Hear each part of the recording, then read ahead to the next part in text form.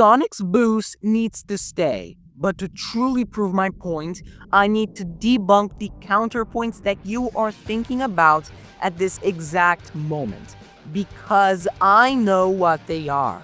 Someone might tell you that the boost needs to be gone from the series because it prioritizes spectacle over substance. Spectacle over substance, my Twitter. Sonic's boost is just another tool the game is designed around, like the spin dash in the adventure games. I would even argue what's really the difference between those two. The appeal of 3D Sonic is that you are trying to execute all rewarded actions, either forced or not by the game, as quickly and as effortlessly as possible in one clean sequence.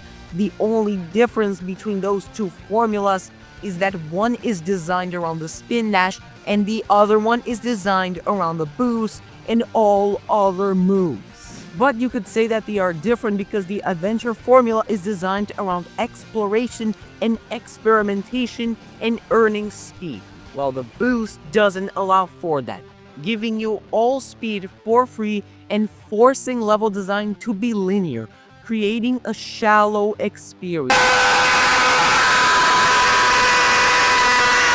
Adventure formula was never designed like the classic games about earning speed, because if you really look at it that way, you either have a very simplistic view of what a 2D Sonic game should be, or you see SA1 as classic Sonic, but worse in every single way.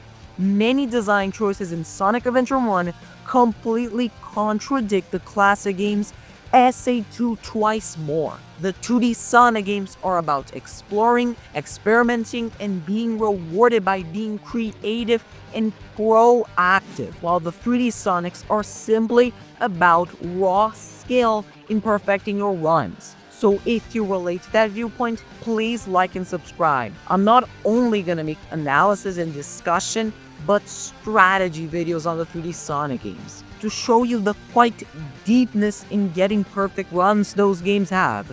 Thank you so much. Sonic Adventure 2 is very similar to Boost games with that linear level design, ranking systems, and yes, some reactionary moments.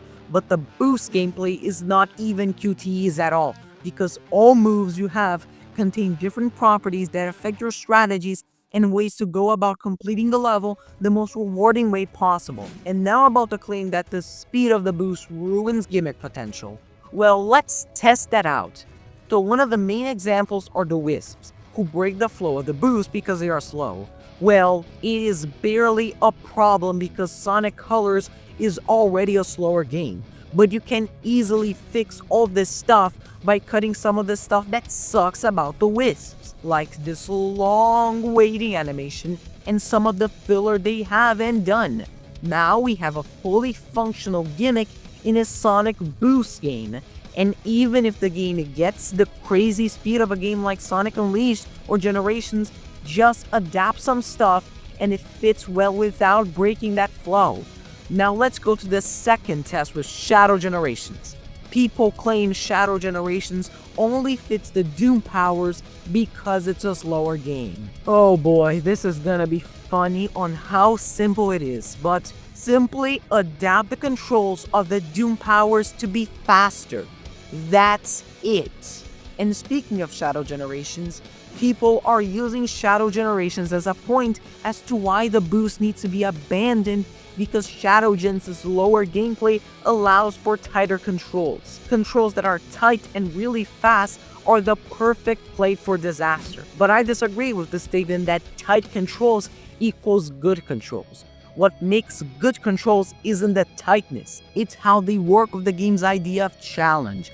The challenge of Sonic Adventure 1 is learning to use the tight controls while you are going fast because you chose to go fast. With Sonic Unleashed, it's the opposite. The challenge is learning to control the quite car-like Sonic in tight situations in a fluid way, pushing you to move faster. This would make both control schemes almost equally good in their own way.